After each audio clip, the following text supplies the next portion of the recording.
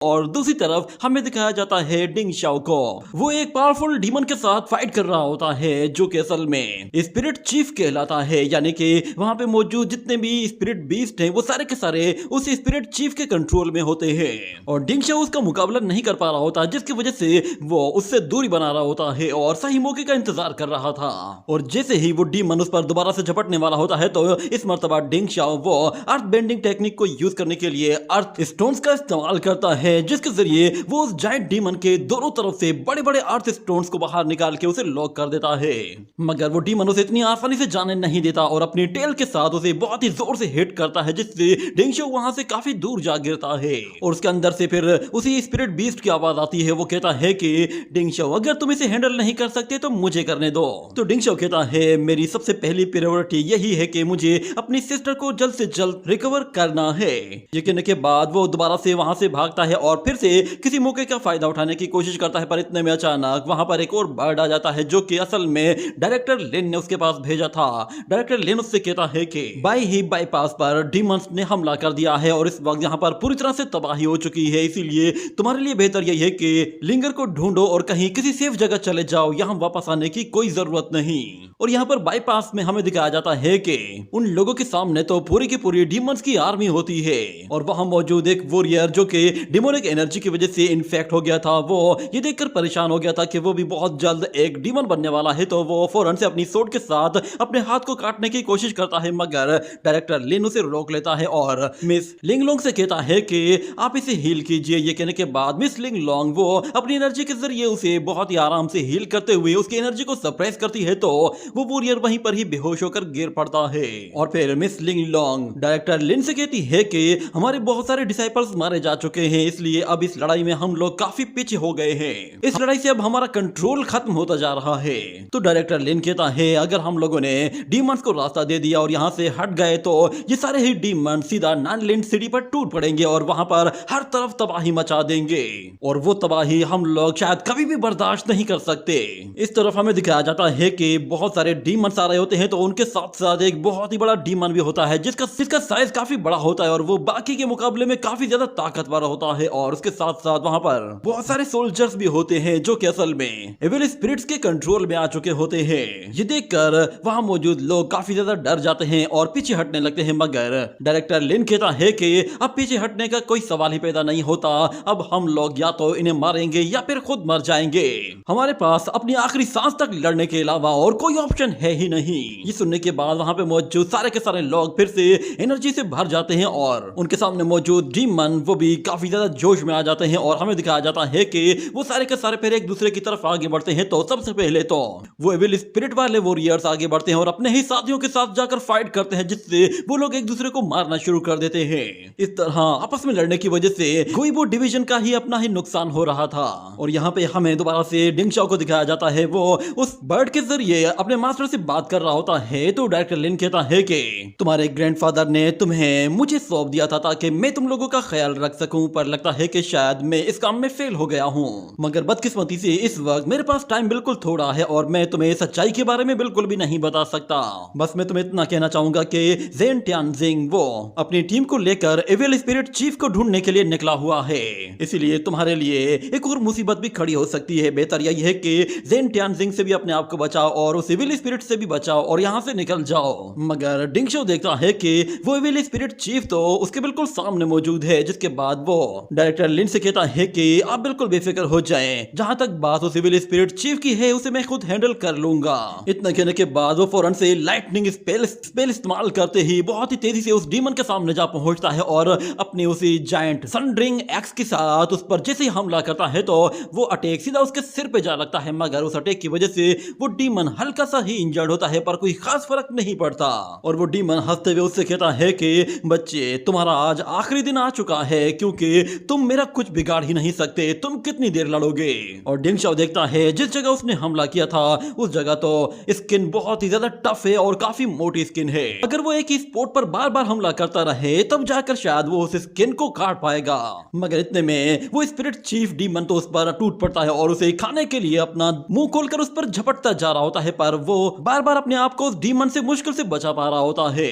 इतने में अचानक वो डीमन उसके ऊपर ब्लैक लिक्विड पॉइजन थ्रो करता है, तो वो पॉइजन काफी खतरनाक होता है। ये देखते ही डिंग शाओ फौरन से अपने सामने एक पावरफुल शील्ड बनाकर अपने आप को उससे बचाने की कोशिश करता है, मगर उसका कोई फायदा नहीं होता क्योंकि वो लिक्विड इतना खतरनाक होता है कि उस शील्ड को भी तोड़ देता है, जिससे डिंग शाओ भी थोड़ा सा हर्ट होता है। और डिंग शाओ के अंदर से फिर से उस स्पिरिट बीस्ट की आवाज आती है। वो कहता है कि तुम तो एक नंबर के डरपोक हो, मैं तो इस तरह के न जाने कितने लिक्विड्स को ऐसे ही पी जाऊं। तो डिंग शाओ कहता है अच्छा तो तुम मुझे जानबूझकर उकसा रहे हो। तो वो स्पिरिट कहता है कि बेफिक्र हो जाओ, मैं ऐसा नहीं करूंगा। मगर इतने में वो सामने मौजूद इलेक्ट्रिक ईल उसके ऊपर बहुत ही ज्यादा लिक्विड पॉइजन थ्रो कर देती है, जिससे डिंग शाओ की पूरी बॉडी ही उस पॉइजन से कवर हो जाती है और वो बिल्कुल बेहाल होकर वहीं पर ही गिर पड़ता है। ऐसा लग रहा था कि जैसे वो वहीं पर ही खत्म हो चुका है और उसमें जरा भी जान नहीं होगी। और यहाँ पर वो इलेक्ट्रिक ईल हंसते हुए उसके सामने आकर खड़ा हो जाता है और कहता है कि चलो अब मेरे मुंह में आ जाओ। ये कहने के साथ वो जैसे अपना मुंह खोलता है तो अचानक से डिंग शाओ अपनी आंख खोलता है और वो फौरन से एक स्वॉर्ड फॉर्मेशन के जरिए उसके मुंह पर हमला करता है। तो बहुत सारी स्वॉर्ड्स उसकी जबान पर जाकर अटैक करती हैं, जिससे उस इलेक्ट्रिक ईल को बहुत ज्यादा दर्द होता है और वो दर्द के मारे चिल्लाना शुरू कर देता है। और डिंग शाओ की बॉडी में मौजूद वो ब्लैक पॉइजन उसके अंदर मौजूद उस स्पिरिट डीमन ने एब्जॉर्ब कर लिया था।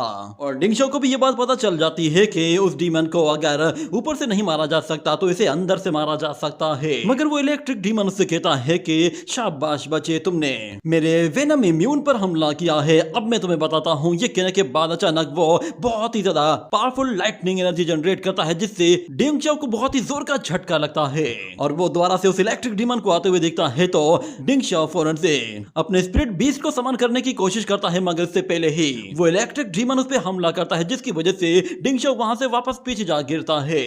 और डिंग शाओ के अंदर मौजूद वो छोटा सा डीमन कहता है कि अगर तुम इसे हैंडल नहीं कर सकते तो फिर मुझे हैंडल करने दो। पर डिंग शाओ उससे कहता है अभी तुम्हारी जरूरत नहीं है, मैं अभी भी अपना बेस्ट ट्राई नहीं कर रहा। इतना कहने के बाद वो देखता है कि वो इलेक्ट्रिक डीमन जैसे उसे मारने वाला है, तो Ding Shao weight lifting spell use करता है, जिसके बाद वो फौरन से अपनी वो जायंट एक्स बाहर निकालता है और उसके जरिए जैसे उस डीमन पे वार करता है तो इस मर्तबा उस अटैक का इंपैक्ट काफी ज्यादा होता है, क्योंकि वेट लिफ्टिंग स्पेल की वजह से जायंट एक्स का वेट बहुत ज्यादा बढ़ जाता है।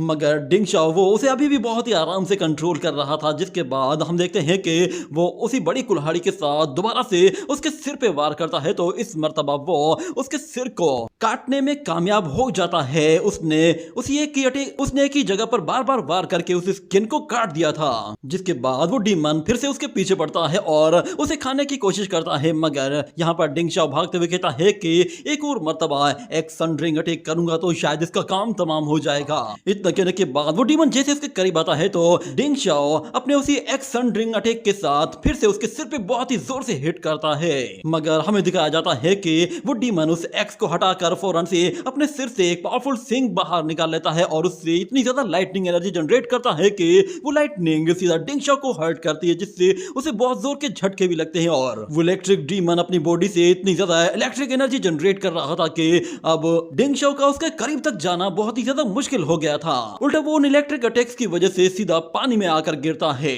ये देखने के बाद वो इलेक्ट्रिक डीमन कहता है कि बच्चे, तुम बहुत ही बुरी तरह फंस गए हो, क्योंकि पानी ये मेरा डोमेन है, पानी के अंदर कोई मेरा कुछ नहीं बिगाड़ सकता। ये कहने के बाद वो फौरन से पानी में कूदता है और डिंग शाओ को पानी के अंदर सीधा मुंह में निगल लेता है। मगर हम देखते हैं कि डिंग शाओ वो अभी भी उसकी बॉडी के अंदर मौजूद होता है और बिल्कुल सही सलामत था, मगर उसकी एनर्जी ज्यादा कंज्यूम हो चुकी थी, इसलिए वो अब कुछ भी नहीं कर पा रहा था। अपनी बॉडी में मौजूद स्पिरिट डीमन से कहता है कि अब तुम्हारी बारी है। इतने में उसके हाथ में उसे एक स्पेल भी दिखाई देता है, जो कि असल में ब्लड थंडर तिलिस्मान होता है। डायरेक्टर लिन ने उससे कहा था कि ये तिलिस्मान तभी यूज करना जब तुम्हें ऐसा फील हो कि इसके अलावा और कोई ऑप्शन नहीं बचा है। इसे एक्टिवेट करने के लिए तुम्हें अपने ब्लड को यूज करना पड़ेगा।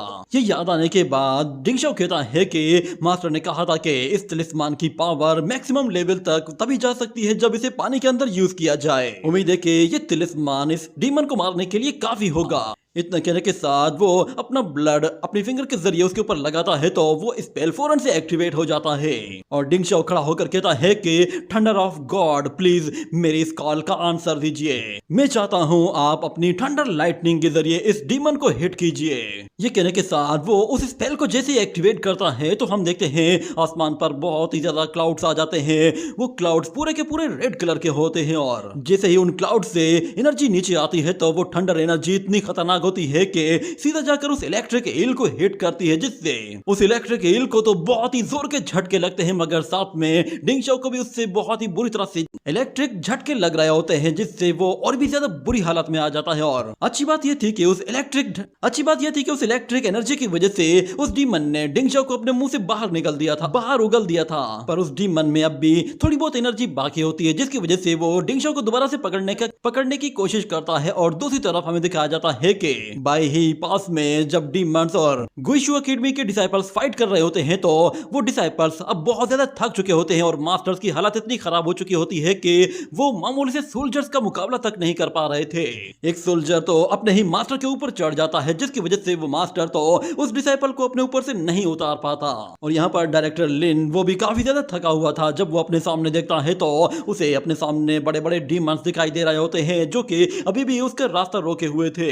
पर डायरेक्टर लिन हार मानने को तैयार नहीं होता। भले ही वो अकेला बच गया था, मगर उसके बावजूद भी वो अभी भी उनसे लड़ने को तैयार था। इतने में हम देखते हैं जैसे ही वो लोग एक दूसरे की तरफ आगे बढ़ते हैं, तो डायरेक्टर लिन अपनी सोट से हमला करता है और अचानक से सब कुछ बिल्कुल बदल सा जाता है। सब लोग बिल्कुल एक जगह रुक से गए थे और डायरेक्टर लिन देखता है कि वहां मौजूद डीमंस एक एक करके अपने आप ही नीचे गिरने लगे हैं और जितनी भी एविल स्पिरिट्स थी वो पूरी की पूरी अपने आप ही एलिमिनेट हो गई थी।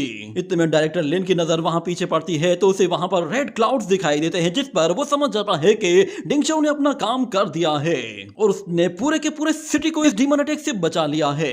मगर यहाँ पे हमें दिखाया जाता है डिंग शाओ वो अभी भी पानी के अंदर मौजूद होता है और वो काफी जख्मी था, मगर उसके बावजूद भी वो अभी भी होश में था।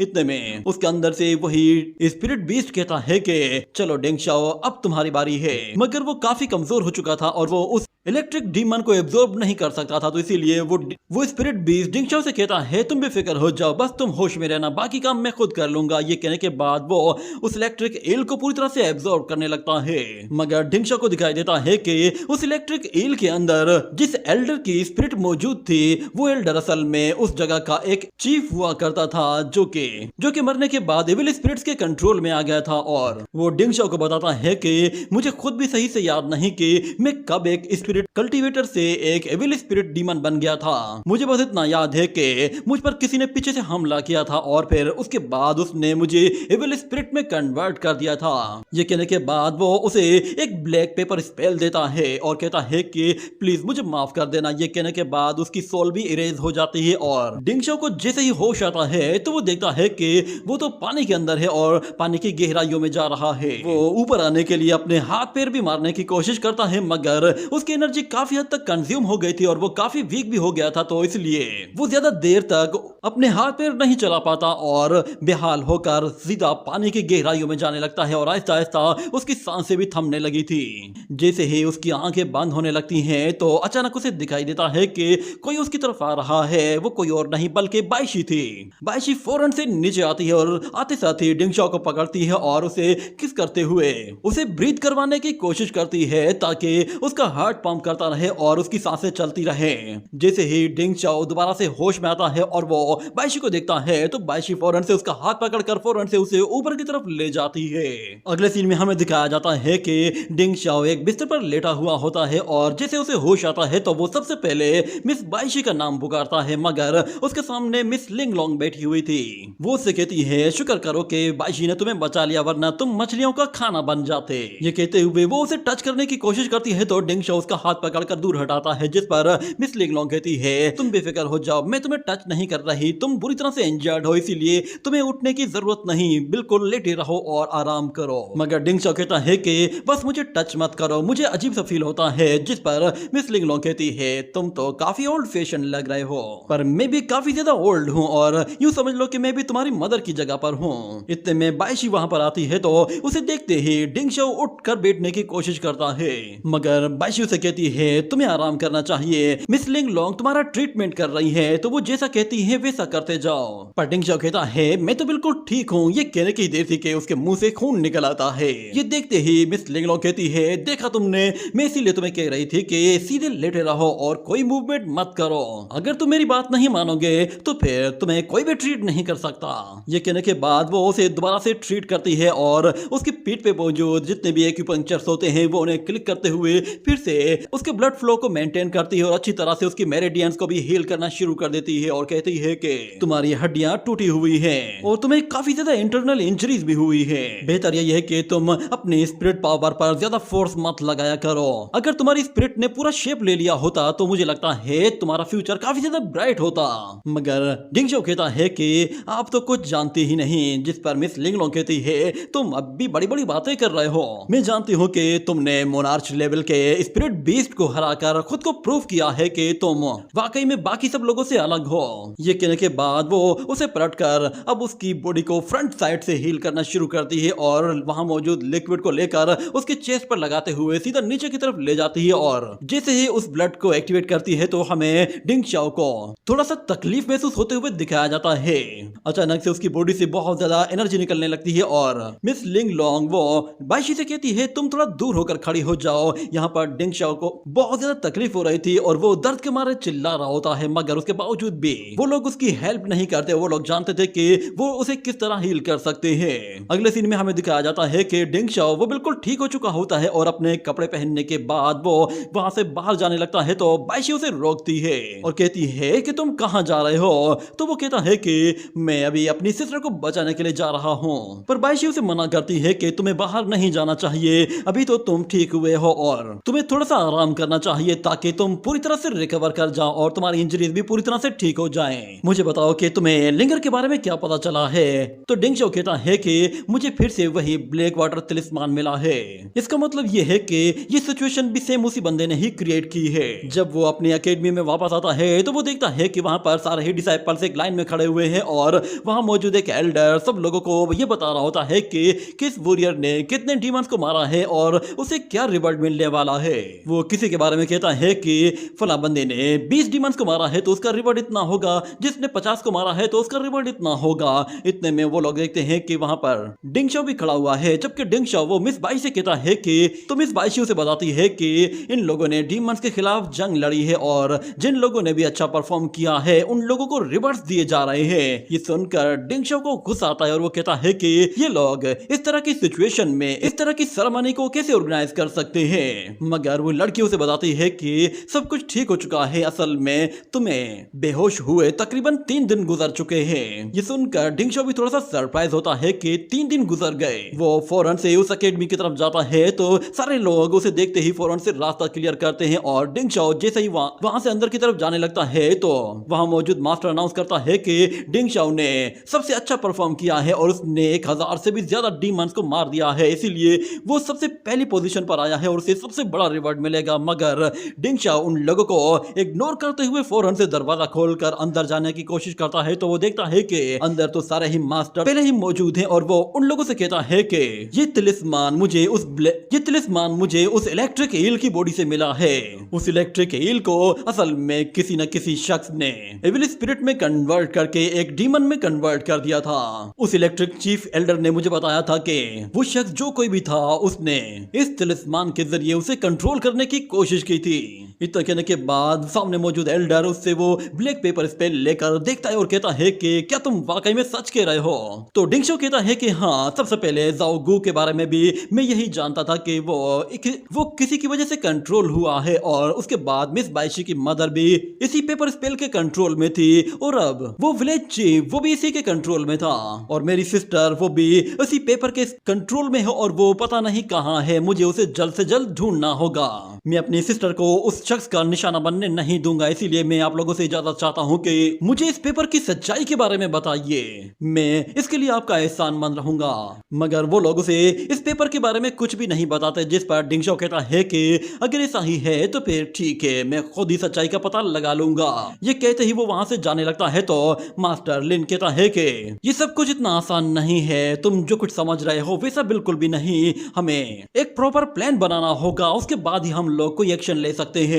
पर डिंग शाओ कहता है कि मैं इतना ज्यादा इंतजार नहीं कर सकता, मैं अपनी सिस्टर को बचाने के लिए जा रहा हूँ। मगर वहां पे मौजूद दूसरा एल्डर उससे कहता है कि डिंग शाओ तुम गुइबू डिवीजन के डिसाइपल हो, इसलिए तुम्हें अपने मास्टर के हर ऑर्डर को फॉलो करना होगा। मगर डिंग शाओ उसे इग्नोर करके जैसे अपना एक कदम आगे बढ़ाता है तो पीछे से वो एल्डर उसे चिल्लाते हुए रोकता है और कहता है कि अगर तुमने यहाँ से एक कदम भी आगे बढ़ाया तो तुम हमारे इस सेक्ट की बहुत ज्यादा इंसल्ट करोगे और तुम जो कुछ भी करोगे उसके उसकी वजह से हमारे सेक्ट को मुसीबत में डालोगे। ये सुनने के बाद डिंगशाओ रुक जाता है और पीछे पलटकर उन लोगों की तरफ देखता है तो वो लोग भी चुप हो जाते हैं, मगर डिंगशाओ फौरन से अपने शोल्डर में मौजूद अपनी गुइशु एकेडमी का वो बैंड उतार कर फौरन से उन लोगों के सामने फेंक देता है, जिसके बाद से वो अब अपने आप को गुइशु एकेडमी से बिल्कुल अलग कर लेता है और उन लोगों से कहता है कि आज से मेरा तुम लोगों की एकेडमी के साथ कोई लेना देना नहीं है। ये कहते ही वो वहां से चला जाता है, जिसके बाद वो एल्डर कहता है कि सारे ही डिसाइपल्स फौरन से इसका रास्ता रोको और इसे यहाँ से जाने मत देना। ये सुनते ही वो सारे के सारे डिसाइपल्स उसका रास्ता रोकने के लिए उसके सामने खड़े हो जाते हैं और अपनी सोर्स भी बाहर निकाल लेते हैं। ये देखकर डिंगशाओ गुस्से में कहता है कि अगर तुम लोगों को अपनी जान प्यारी है तो मेरे सामने से हट जाओ वरना तुम सब मरोगे। डिंगशाओ का गुस्सा देखकर वो सब लोग इतने डर गए थे कि उनमें से कोई भी हिम्मत नहीं करता और ना ही आगे आता है। वो लोग उसे चुपचाप आगे बढ़ने का रास्ता देते हैं। इतने में डायरेक्टर लिन वो फौरन से बाहर आता है और कहता है कि डिंगशाओ प्लीज ऐसा मत करो, तुम मेरी बात को नहीं समझ रहे हो। हम लोग लिंगर को बचाने के लिए जरूर जाएंगे मगर ये सही टाइम नहीं है। और दूसरी तरफ वो दूसरा एल्डर भी आ जाता है और कहता है कि इस लड़के ने हमारे सेक्ट की इंसल्ट की है, इसलिए ये किसी सूरत यहाँ से जिंदा नहीं जाना चाहिए। ये सुनने के बाद वो सारे के सारे डिसाइपल दोबारा से इकट्ठे हो जाते हैं और उसे चारों तरफ से घेरने के बाद एक दूसरे की तरफ देखते हैं, मगर इस बार ऑर्डर बिल्कुल क्लियर था कि उन्हें डिंगशाओ को मारना है। इसीलिए वो लोग उसकी तरफ जैसे आगे बढ़ते हैं तो डिंगशाओ फौरन से अपने स्पिरिट बीस्ट को समन करता है, तो वहां पर एक बड़ा सा पंजा अपीयर होता है जो कि सब लोगों को उठाकर दूर फेंक देता है और हमें उसके स्पिरिट बीस्ट को पहली मर्तबा सामने दिखाया जाता है कि वो बीस्ट अपने शिप में आने लगा था और उन लोगों के सामने आकर बहुत ही जोर से धारता है, जिस पर वो दूसरा एल्डर कहता है कि अच्छा तो ये बात है, मैं भी तुमसे वादा करता हूँ कि मैं तुम्हारी गद्दारी की सजा तुम्हें देकर रहूंगा। तो एपिसोड की शुरुआत होती है और हमें दिखाया जाता है कि सारे ही डिसाइपल्स और सारे ही मास्टर्स वो बाय ही एकेडमी में जमा होते हैं, जहां पर वो सब लोग अपना आगे का प्लान बनाने वाले थे। वो सब लोग डिसाइड करते हैं कि उन लोगों को उन स्पिरिट्स को मारने के बजाय उनके स्पिरिट चीफ को मारना होगा, जिसके जरिए ये सारे के सारे डीमंस कंट्रोल हो रहे हैं। और स्पिरिट चीफ इस वक्त लुओफेंग सिटी के अंदर मौजूद है और बाकी के सारे डीमंस इस वक्त हमारे पास आ रहे हैं। इसीलिए हम लोगों को दो टीमें बनानी होंगी, एक टीम जो कि स्पिरिट चीफ को मारने के लिए जाएगी और एक टीम जो कि यहीं पर रहकर बाय ही पास को प्रोटेक्ट करेगी। तो डायरेक्टर लिन कहता है कि मेरा डिसाइपल डिंगशाओ वो इस काम के लिए लुओफेंग सिटी जा सकता है, वो आराम से स्पिरिट चीफ को कंट्रोल कर सकता है। मगर यहाँ पर मास्टर ज़ेंगटियान कहता है कि तुम्हें क्या लगता है कि मैं ये मौका इतनी आसानी से हाथ से जाने दूंगा? तुम्हारे डिसाइपल्स के साथ मेरे डिसाइपल भी जाएंगे। तुम्हें लगता है हमारी लिंगबू एकेडमी वो कुछ भी नहीं कर सकती?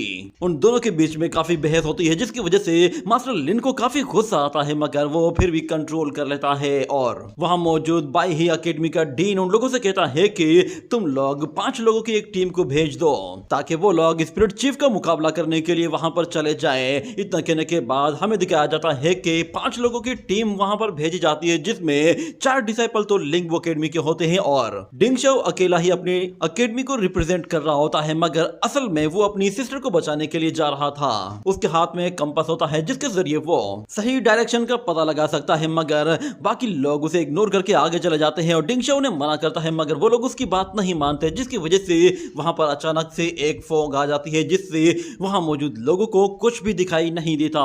और शाओरेन जो कि काफी ज्यादा अकड़ू होता है, वो जब एक पॉइंट पे आता है तो वो देखता है कि वो बिल्कुल अकेला रह गया है और बाकी लोग पता नहीं कहां चले गए हैं। वो अपने दोस्तों को आवाज देता है तो कोई भी शख्स वहां पे मौजूद नहीं होता। अचानक से एक लड़की वो एक डीमन की वजह से खींचकर दूर चली जाती है और यहाँ पर शाओरेन को पता चलता है कि उसके दोस्तों पर डीमंस ने हमला कर दिया है। वो उन लोगों को ढूंढने की कोशिश करता है, मगर वो फॉग इतनी ज्यादा थिक होती है कि उसे कुछ भी दिखाई नहीं दे रहा होता। मगर जब वो अपने दोस्तों का पीछा करते हुए जाता है तो उसे दिखाई देता है कि अचानक एक डीमन एक लड़की की आवाज से उसे पुकार रहा है। वो उसके पीछे जाता है तो वो डीमन अपनी जबान से उसके पैर को पकड़कर उसे खींचता है, तो उसके बाकी दोस्त ये देखते हैं तो वो शाओरेन को बचाने के लिए फौरन से उसका सहारा लेकर उसे पकड़कर खींचते हैं, मगर पानी में मौजूद वो स्पिरिट डीमन उसे नहीं छोड़ता। ये देखते ही शाओरेन अपनी सोड निकालने लगता है, मगर डिंगशाओ उसे मना करता है कि ऐसा मत करना, पर वो उसकी बात कहां मानने वाला था। वो फौरन से अपनी सोड निकालता है और उस बड़ी लंबी सी जबान को काट देता है, जिसकी वजह से ब्लैक ब्लड उसके हाथों पे लग जाता है, जिससे उसे कोई खास फर्क नहीं पड़ता। मगर डिंगशाओ उन लोगों को मना करता है कि उस डीमन को मत मारो, मारो, मगर वो लोग कहते हैं कि इसे तो हम नहीं छोड़ेंगे। वो फौरन से अपने बुल डीमन को समन करता है। वो बुल डीमन जैसे ही पानी के अंदर जाता है तो वो फौरन से पानी के अंदर मौजूद उस फ्रॉग स्पिरिट डीमन को वहां से बाहर उछाल फेंकता है। ये देखने के साथ ही वो लोग उसे मारने के लिए जैसे ही आगे बढ़ते हैं तो अचानक से शाओ रेन को कुछ अजीब सा फील होता है और वो वहीं पर ही गिरकर बेहोश हो जाता है, जिस पर वो सारे लोग हैरान हो जाते हैं कि इसे क्या हुआ है। मगर बाकी लोग कहते हैं पहले जरा इस फ्रॉग को निपटा लेते हैं, उसके बाद इसे भी देखेंगे। डिंग शाओ ने मना करता है कि उस फ्रॉग डीमन का ब्लड पॉइजनस है, इसलिए उससे दूर रहो, मगर वो लोग उसकी बात को इग्नोर करते हैं और कहते हैं कि ये हमें बेकार रहा है। ये कहने के साथ वो लोग जाते ही अपनी सोट से उस फ्रॉग डीमन की बॉडी पर एक के बाद एक वार करते हैं, जिससे उसका ब्लड निकलता है और वो ब्लड उन लोगों के चेहरे पर आकर लगता है और कुछ ही देर में वो ब्लड अपना असर दिखाता है तो वो लोग भी वहीं पर ही बेहोश होकर गिर पड़ते हैं। मगर डिंग शाओ वो उन लोगों को बचाने के बजाय सबसे पहले उस फ्रॉग डीमन का काम तमाम करना चाहता था ताकि पहले उनसे जान छुड़ाई जाए, मगर अचानक से वो फ्रॉग डीमन उस पर अपने एक इल्यूजन का अटैक कर देता है, जिससे डिंग शाओ को बहुत ही ज्यादा अजीब सा फील होता है क्योंकि वो अपने इल्यूजनल वर्ल्ड के अंदर एक लड़की के साथ होता है और वो लड़की कोई और नहीं बल्कि मिस बायशी होती है। वो उसकी बॉडी को टच करते हुए कह रही होती है कि मुझे बहुत ठंड लग रही है, मुझे तुम्हारी जरूरत है। डिंग शाओ बिल्कुल हैरान हो चुका होता है कि उसके साथ ही क्या हो रहा है। वो लड़की उससे लिपटती जा रही होती है और वो उसके ऊपर आकर कहती है कि क्या तुम मेरी हेल्प नहीं करोगे, मगर इतने में डिंग शाओ वो अपने आप को संभाल लेता है और कहता है कि तुमने जो करना था कर लिया। इतना कहने के साथ वो अपने उसी बड़े से पंजे के साथ उस डीमन को पकड़कर वहां से दूर उछाल फेंकता है और ये देखते ही वो डीमन फिर फौरन से पानी के अंदर कूद जाता है। मगर डिंग शाओ उसे पकड़ने के लिए गोल्डन चेन्स का इस्तेमाल करता है जो कि पानी के अंदर बहुत ही तेजी से जाती हैं और उस फ्रॉग डीमन को पकड़कर वापस से बाहर ले आती हैं। और इतने में डिंग शाओ अपनी वो जायंट सनड्रिंग एक्स उसके सर पर दे मारता है, जिससे वो फ्रॉग डीमन तो वहीं पर ही पूरी तरह से ढेर हो जाता है। मगर डिंग शाओ उसे इतनी आसानी से छोड़ता नहीं, वो उसकी पूरी की पूरी बॉडी को ही एब्जॉर्ब कर लेता है, जिससे उसकी बॉडी में मौजूद वो स्पिरिट डीमन काफी खुश होता है और कहता है कि इसका टेस्ट काफी अच्छा था पर मुझे अभी भी और भी ज्यादा भूख लगी है। अचानक से उसके पास बायशी का एक मैसेज आता है। बायशी उसे कहती है कि वहां पर क्या चल रहा है, तो डिंग शाओ को अचानक से सब मेमोरीज याद आती हैं, मगर वो उसे उन मेमोरीज के बारे में नहीं बताता और कहता है कि मैं लुफेंग सिटी की तरफ जा रहा हूं और रास्ते में कुछ डीमंस मिले थे, अभी तक मुझे लिंगर का कोई पता नहीं चला है, इसीलिए मैं अब और डीप में जा रहा हूँ। ये कहने के बाद वो वहां से चला जाता है और हमें दिखाया जाता है कि शाओ रेन वो अभी भी बिल्कुल ठीक होता है। डिंग शाओ ने उसकी बॉडी पर एक तिलिस्मान लगा दिया था, जिसकी वजह से एविल स्पिरिट उसकी बॉडी पर अब अटैक नहीं कर सकती थी। और अगले सीन में हमें दोबारा से डिंग शाओ को दिखाया जाता है। वो एक टाउन में आता है जहां पर उसे एक स्कॉर्पियन डीमन दिखाई देता है। उसे देखने के बाद उसके बॉडी में मौजूद स्पिरिट डीमन कहता है मुझे काफी भूख लगी है। और दूसरी तरफ वो एविल स्पिरिट तो डिंग शाओ को ही अपना खाना समझकर उसे खाने के लिए आने लगती है। मगर फिर सीन शिफ्ट होता है और यहाँ पे हम लोग दोबारा से शाओ रेन को देखते हैं जो कि काफी बुरी हालत में होता है और उसी एकेडमी में वापस आ जाता है जहां से वो निकला था।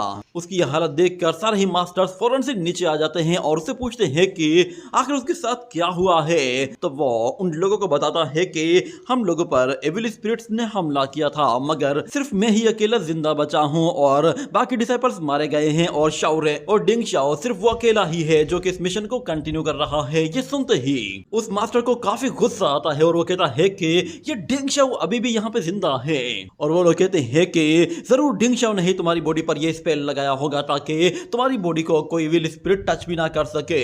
ये देखकर शाओ रेन गुस्से में भड़क जाता है। उसे याद आता है कि डिंग शाओ ने उसे बचाने के लिए ये पेपर स्पेल यूज किया था। ये बात शाओ रेन को हजम नहीं होती कि डिंग शाओ उसकी हेल्प करे, इसीलिए वो गुस्से में बिल्कुल पागल सा हो जाता है और फौरन से आउट ऑफ कंट्रोल होकर उस पेपर स्पेल को पूरी तरह से जला देता है और खुद एक डीमन में कन्वर्ट होने लगता है। ये देखते ही वहां मौजूद मिस लिंगलोंग कहती है कि इससे पहले कि ये एक डीमन बन जाए हमें इसे मारना होगा। देखते ही देखते यहाँ पर शाओ रेन वो एक बुल डीमन बनने लगता है, जिसके बाद बाकी मास्टर्स हमला करते इससे पहले ही मास्टर जेंग टियान उस पर हमला करते ही उसे उड़ाकर दूर फेंक देता है और फिर ना चाहते हुए भी उसे अपने ही डिसाइपल डिसाइपल को अपने ही हाथों से मारना पड़ता है और वो बाकी लोगों से कहता है ये मेरा डिसाइपल है ना, इसे मारने का हक सिर्फ मेरा है। पर अचानक से वहां पे मौजूद ऊपर एक डिसाइपल चिल्लाते हुए कहता है कि डीमंस वो इसी तरफ आ रहे हैं। जब वहां पे मौजूद डीन वो इतने सारे स्पिरिट डीमंस को देखता है तो वो बिल्कुल घबरा सा जाता है और कहता है कि ये सारे के सारे स्पिरिट डीमंस तो हमारे ही एकेडमी के डिसाइपल्स हैं। और फिर सीन शिफ्ट होता है और दूसरी तरफ हमें दिखाया जाता है मिस बाइशी के फादर को। वो एक जगह बैठा हुआ होता है और जैसे ही बाइशी आती है तो उसका फादर खड़ा हो जाता है और कहता है कि तुम्हें गए हुए इतना लंबा टाइम हो गया था, मैं तो तुम्हारे लिए काफी ज्यादा फिक्रमंद होने लगा था। मगर बाइशी कहती है आपने मदर के बारे में मुझे कुछ भी नहीं बताया कि वो कहाँ पर है। तो उसका फादर कहता है तुम ये बात क्यों पूछ रही हो, जिस पर मिस बाइशी कहती है मुझे वो मिल गई है। ये सुनकर उसका फादर बिल्कुल हैरान हो जाता है। मिस बाइशी उसे बताती है कि वो एक एविल स्पिरिट डीमन बन चुकी थी और एविल सप्रेशन टावर के अंदर मौजूद थी। बाइशी की बातें सुनने के बाद उसके फादर को बहुत ही ज्यादा अफसोस होता है और वो कहता है कि तुम्हारी मदर को उन एविल स्पिरिट्स की वजह से इतना ज्यादा टॉर्चर बर्दाश्त करना पड़ा। मगर मिस बाइशी उसे एक पेपर स्पेल देती है और कहती है कि जहां हम लोगों ने मदर की सोल को प्योरीफाई किया था वहां पर हमें ये पेपर स्पेल मिला था। वो स्पेल देखते ही वो बंदा पहचान जाता है कि ये पेपर स्पेल है। वो बाइशी को बताता है कि ये ब्लैक वाटर पेपर स्पेल तो असल में लूफेंग सिटी के पुराने ओनर के पास हुआ करते थे। मगर जब उसे गुइबो डिवीजन ने सप्रेस किया था तो उसके बाद से उन लोगों ने सारे के सारे पेपर स्पेल्स को जला दिया था। उसके बाद भला ये पेपर स्पेल किसके पास आए। वो अपनी बेटी से कहता है कि तुम अब बड़ी हो चुकी हो, तुम्हें जो करना है तुम कर सकती हो। मुझे अब फौरन से जाकर अपने सेक्ट को इन्फॉर्म करना होगा कि इन लोगों को जो भी शख्स एविल स्पिरिट्स में कन्वर्ट कर रहा है वो शख्स हम लोगों में से ही कोई एक है। और दूसरी तरफ हमें दिखाया जाता है कि डिंग शाओ ने उस स्कॉर्पियन डीमन को मार मार कर उसकी हालत खराब कर दी होती है, जिसके बाद वो उसके पास जाता है और उसके मुंह को पकड़कर जैसे उसे एब्जॉर्ब करना शुरू करता है तो वो लड़की हैरान हो जाती है कि एविल स्पिरिट्स को कैसे एब्जॉर्ब कर सकते हो। मगर डिंग शाओ के लिए तो वो चीजें खाना थी। वो फौरन से उसकी एनर्जी को एब्जॉर्ब करता है, जिसके बाद डिंग शाओ की बॉडी में मौजूद वो डीमन वो स्पिरिट बीस्ट कहता है कि ये खाना इतना अच्छा नहीं था, मेरा पेट अभी भी नहीं भरा है, यहाँ पे और भी बहुत सारे डीमंस होंगे, मैं उन्हें फील कर पा रहा हूँ। इतने में वो कहता है कि लिंगर यहाँ पे मौजूद होनी चाहिए, जरूर उन लोगों ने लिंगर को भी स्पिरिट डीमन में कन्वर्ट कर दिया होगा। अचानक वो थोड़ी देर आगे जाता है तो उसे दिखाई देता है कि वहां पर एक और डीमन खड़ा है। उसे देखते ही डिंग शाओ जान जाता है कि इससे मुझे लिंगर वाली फीलिंग्स आ रही हैं। जब वो डीमन पलट कर देखता है तो डिंग शाओ पहचान जाता है कि ये तो लिंगर है, मगर वो एक एविल स्पिरिट में कन्वर्ट हो गई है और वो एक मोनार्च लेवल के स्पिरिट डीमन के लेवल पर आ गई है, यानी कि वो एक सेकंड लेवल बीस्ट बन गई है। डिंग शाओ उसे बचाने के लिए जैसे आगे बढ़ता है तो वहां पर एक और डीमन आ जाता है जो कि डिंग शाओ को उस लड़की के करीब नहीं जाने देता और कहता है कि बच्चे उससे मिलने से पहले जरा मुझसे तो टाइम पास कर लो, मुझे तुमसे खेलना भी है। इतना कहते ही वो स्पिरिट डीमन डिंग शाओ को मारने की कोशिश करता है, पर डिंग शाओ उसे एक जोरदार स्पिरिट डीमन फिस्ट के साथ नीचे गिरा देता है। ये देखते ही वो स्पिरिट डीमन फौरन से डिंग शाओ को पीछे पड़ जाता है और उसे मारने के लिए अपना पूरा जोर लगाता है, मगर डिंग शाओ उसे रोकने के लिए अर्थ बाइंडिंग चेन्स का इस्तेमाल करके उसे पूरी तरह से जकड़ लेता है, मगर उसका भी कोई खास फायदा नहीं होता। वो डीमन उन चेन से अपने आप को छुड़ा लेता है और दोबारा से उसके पीछे पड़ जाता है। इतने में हमें दिखाया जाता है डिंग शाओ वो अपनी मल्टीपल स्वॉर्ड टेक्निक को यूज करता है, जिसके जरिए वो उस जायंट डीमन को मारने की कोशिश करता है, मगर उस डीमन का शेल इतना स्ट्रॉन्ग होता है कि वो गोल गोल घूमते हुए सारे की सारी स्वॉर्ड्स को आराम से ब्लॉक कर लेता है। और डिंग शाओ समझ जाता है कि उसकी स्किन काफी ज्यादा मोटी है, इसीलिए उसे मारना इतना आसान नहीं होगा। जिसके बाद वो फौरन से डिंग शाओ के ऊपर झपट पड़ता है और उसे अपने मुंह में दबोच कर फौरन से नीचे ले जाकर बहुत ही तेजी से घसीटना शुरू करता है। तो इतने में डिंग शाओ की बॉडी में मौजूद बीस्ट उससे कहता है कि लगता है तुम खुद कुछ नहीं कर सकते, मुझे ही तुम्हारी हेल्प करनी पड़ेगी। ये कहते ही वो बीस्ट अपना जायंट सा हैंड बाहर निकालता है और उस बड़े से बीस्ट को पकड़कर हवा में ऊपर उछाल देता है। ये देखकर डिंग शाओ भी वहां से पीछे हट जाता है, क्योंकि जिस जगह वो बीस्ट गिरने वाला था वहां पर डिंग शाओ खुद खड़ा हुआ था। मगर उस बीस्ट के गिरने के बाद वो स्पिरिट डीमन कहता है कि चलो मैं फौरन से इसे खाने को तैयार हूँ, इसे जल्दी से सप्रेस करना शुरू करो। डिंग शाओ अपनी सूंड निकालकर उस डीमन को मारते हुए उसे सप्रेस करने की कोशिश करता है, मगर वो डीमन फौरन से होश में आ जाता है और अपनी टेल से डिंग शाओ पर इतना जोरदार वार करता है कि डिंग शाओ दूर एक घर से जा टकराता है। ये देखने के बाद उसकी बॉडी में मौजूद स्पिरिट कहता है कि बच्चे तुम बिल्कुल बेकार हो, मुझे नहीं लगता अगर दूसरी बार ऐसा अटैक हुआ तो तुम उसे बर्दाश्त कर पाओगे, बेहतर यही है कि तुम मुझे उससे डील करने दो। मगर डिंग शाओ कहता है कि नहीं, मैं समझ गया हूँ मुझे क्या करना है। और यहाँ पर वो स्पिरिट डीमन आते हुए कहता है कि बच्चे तुमने गलत हरकत की है, तुम्हें अब मरना होगा। और यहाँ पर डिंग शाओ की बॉडी के अंदर मौजूद स्पिरिट डीमन कह रहा होता है अगर तुम इसे खुद हैंडल कर सकते हो तो कर लो, वरना मैं अब तुम्हारी हेल्प करने वाला नहीं हूँ।